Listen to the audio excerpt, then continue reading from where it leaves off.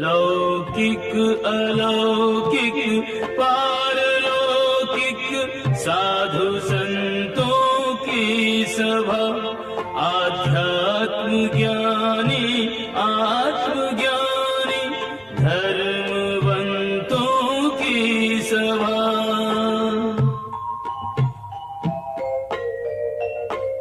तेजस्वियों ओजस्वियों रवि सम ज्वलंतों की सभा, श्री राम के दरबार बैठी दिग दिगंतों की सभा, लौकिक अलौकिक पारलौकिक साधु संतों की सभा।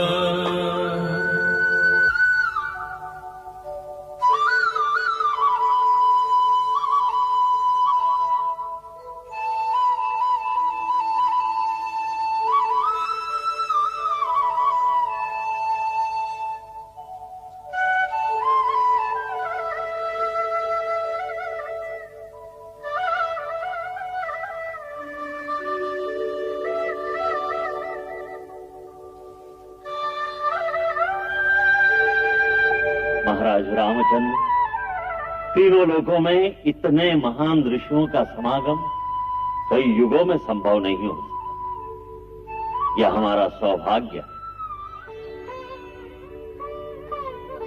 ये एक दिव्य गंगा है जो स्वयं चलकर तुम्हारे घर पर आई है। इसकी पवित्र लहरों में मज्जन करो। मन से अहम को मिटाकर और विनम्रता के द्वार खोलकर इनके श्री चरणों में झोली फैलाकर बैठ, और ज्ञान भक्ति वेदांत के जो मोती मिले उन्हें समेट। सीता के गर्भ में स्थित बालक के लिए भी ये दिव्य ज्ञान बड़ा अनमोल और लाभदायक होगा।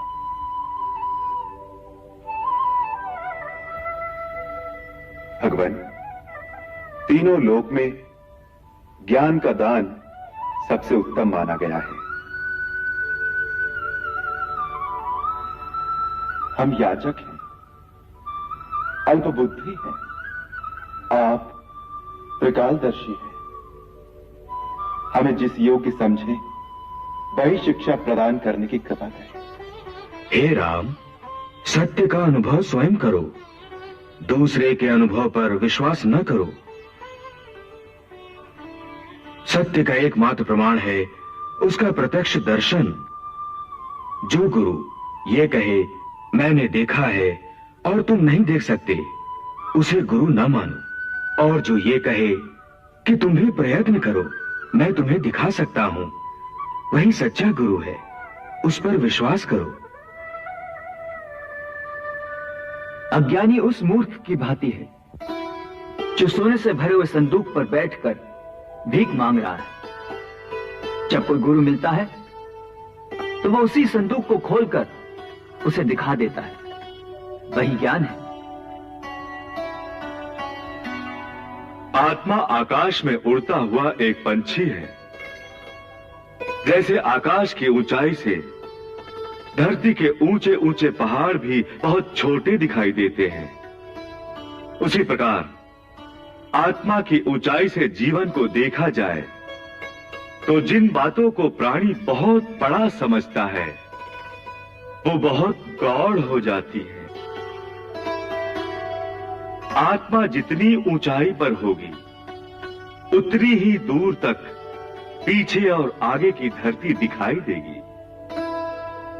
ऊंचाई से आप देख सकते हैं कि इस कठिन पहाड़ के उस पार एक सुंदर झील भी है। इसी को त्रिकाल दर्शन कहते हैं। भगवान, वेद और श्रुति के अनुसार सबसे बड़ा धर्म क्या है और सबसे बड़ा दुष्कर्म क्या है? सबसे बड़ा धर्म है अहिंसा। अहिंसा परमो धर्मः। और सबसे बड़ा दुष्कर्म है पराई निंदा। गुरुवर, सबसे बड़ा दुख किसमें है और सबसे बड़ा सुख किसमें मिलता है? दरिद्रता ही सबसे बड़ा दुख है। सुख का अर्थ है जहां कोई अशांति न रहे। सो सबसे बड़ा सुख संत मिलन में है। जैसे गंगा जल से शरीर अंदर और बाहर से पवित्र होता है, उसी प्रकार संतों का मिलन मन और आत्मा को सुख पहुंचाता है और शांति देता है। प्रभु, भक्ति और ज्ञान में क्या अंतर है? ज्ञान एक दीपक की भांति है, भक्ति एक मणि की भांति। दोनों में ज्योति है। दोनों को जहां रख दो अंधकार दूर हो जाता है। चारों ओर प्रकाश ही प्रकाश फैल जाता है। परंतु दीपक को प्रकाश के लिए तेल, बत्ती आदि की आवश्यकता होती है, जबकि मणि के अंदर अपना ही प्रकाश होता है। काम, क्रोध, लोभ, मोह आदि की तेज हवा से दीपक की लौ डोल सकती है, कभी बुझ भी जाती है। परंतु लोभ और मोह माया की आंधियों से मणि का प्रकाश कभी नहीं बुझ सकता। इसी प्रकार जिसके हृदय में सच्ची भक्ति है, उसे कोई लालच, कोई लोभ कभी पथभ्रष्ट नहीं कर सकता। ज्ञानी का शत्रु अहंकार है, वो गिर सकता है। भक्त विनम्र है, वो क्या गिरेगा। ज्ञान पुरुष है, माया स्त्री। ज्ञान माया पर मोहित हो सकता है, तभी उसका पतन होता है। परंतु स्त्री स्त्री पर मोहित नहीं होती। इसीलिए भक्ति पर माया का कोई प्रभाव नहीं पड़ता। कछु ज्ञान की गंग बहाए रहे, कछु ज्ञान की गंग नहाए रहे। कछु ज्ञान पिपासु जिज्ञासु बने या गंग की थाह लगाए रहे। सत्कर्मन को फल जाखी रहे, सत्संगन को सुख पाए रहे। ऋषि रघुवर के रघुवर, ऋषिगण के दर्शन लाभ उठाए रहे। यों ज्ञान और भक्ति के संगम पे बहुकाल सवै मिल स्नान कियो। आचार विचारन को संस्कारन को आदान प्रदान कियो। अति गूढ़ रहस्य भेदन को साधु जन सहज बखान कियो। सहृदय श्री राम ने साधुन को सब विधि समुचित सम्मान कियो। दूत उपस्थित देख के कर गए स्थिति को भान। रामचंद्र ने पुनि दियो राजकाज में ध्यान।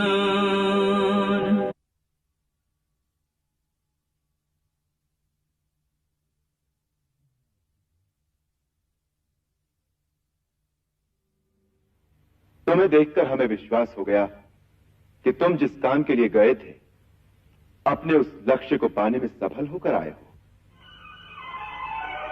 जब से तुम गए हो, हमें एक रात भी पूरी नींद नहीं सो सके। हमारे मन पर एक बोझ था कि हमारी प्रजा में से एक स्त्री हमसे सहायता मांगने के लिए आई और हम उसके लिए कुछ नहीं कर सके।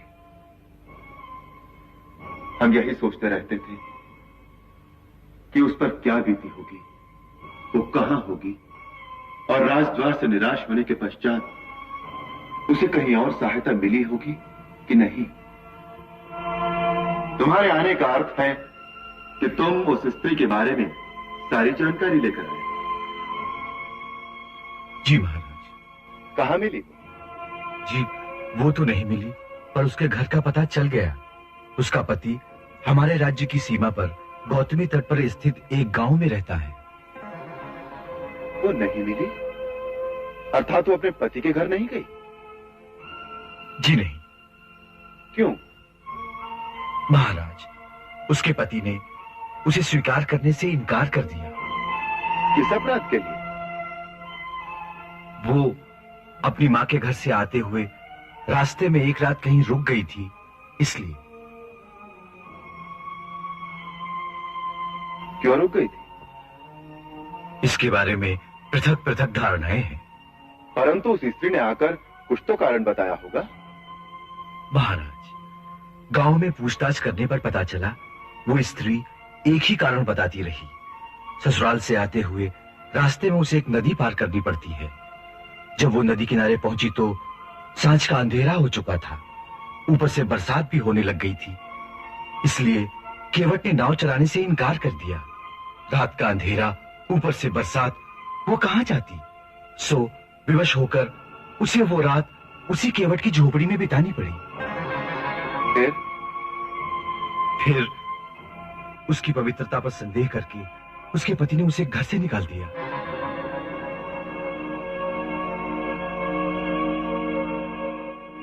वो अपने पति को अपनी पवित्रता का विश्वास नहीं दिला सकी। कैसे विश्वास दिलाती महाराज? विश्वास तर्क की वस्तु तो है नहीं। विश्वास मन के मानने की बात है। मन मान ले तो विश्वास हो जाता है, मन ना माने तो कितना भी तर्क दे लीजिए, विश्वास हो नहीं सकता। फिर भी पति पत्नी का संबंध तो अटूट होता है। छोटी मोटी भूल के लिए तो एक दूसरे से क्षमा भी मांगी जा सकती है। परंतु महाराज, उस दंपति के बीच में प्रेम कम और अविश्वास अधिक है। पति विश्वास करने को तैयार नहीं। वो कहता है जहां एक रात बिताई हो वहीं जाकर शेष जीवन बिताओ। पास पड़ोस वालों ने स्त्री से क्षमा मांगने के लिए कहा तो वो अलग भड़क गई। कहने लगी, मैं क्षमा नहीं मांगूंगी, अब श्री राम का राज्य है, मुझे क्षमा मांगने की कोई आवश्यकता नहीं। मैं राजा के पास जाऊंगी, वो तुम्हें अवश्य दंड देंगे। ये तो बड़ा विचित्र तर्क है। उसने ऐसी बात किस विश्वास पर कही? महाराज, आपके प्रश्न का उत्तर तो वही दे सकती थी। मैंने जो सुना वो प्रकट किया। अच्छी बात है, तुम जा सकते हो। जोहार महाराज की।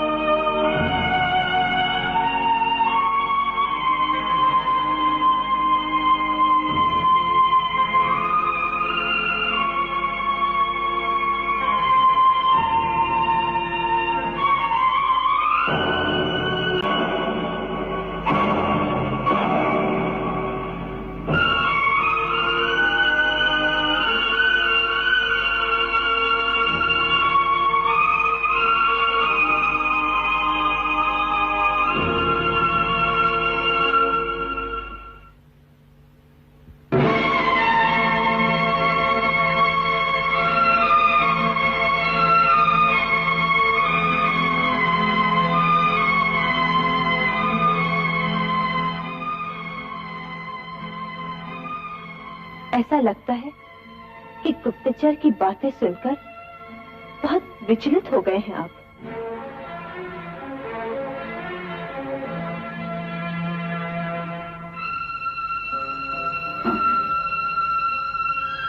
ऐसा क्या कहा उसने जिस पर आप इतना गंभीर विचार कर रहे हैं?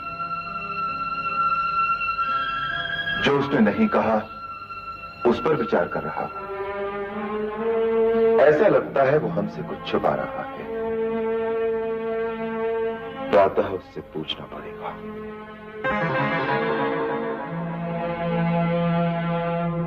महाराज, मैंने आपसे ऐसी कोई बात नहीं छुपाई जो आपको बतानी चाहिए थी। आप मुझ पर विश्वास रखिए। हमें तुम पर विश्वास है कि जो बातें हमको बतानी चाहिए वो तुमने नहीं छिपाई, परंतु फिर भी तुम्हारे विचार में ऐसी भी कोई बातें होती हैं जो हमें नहीं बतानी चाहिए। प्रभु, ऐसी तो बहुत सी अनर्गल बातें होती रहती हैं। सब बातें बताने जाएंगे तो आपके पास और कुछ सुनने का समय ही नहीं रह जाएगा। अरे सुमागध, हमारे अंतःकरण में तुम्हारी बातों से पूर्णतः संतोष नहीं हुआ। कुछ और है जो तुम कह नहीं रहे। तो हमने निश्चय किया है कि हम स्वयं उस गांव में जाएंगे। महाराज, आप स्वयं जाएंगे? हाँ, परंतु महाराज बनकर नहीं, तुम्हारे साथ तुम्हारे मित्र की भांति चलेंगे। जाओ, चलने की तैयारी करो और देखो किसी को भी इस बात का पता नहीं लगना।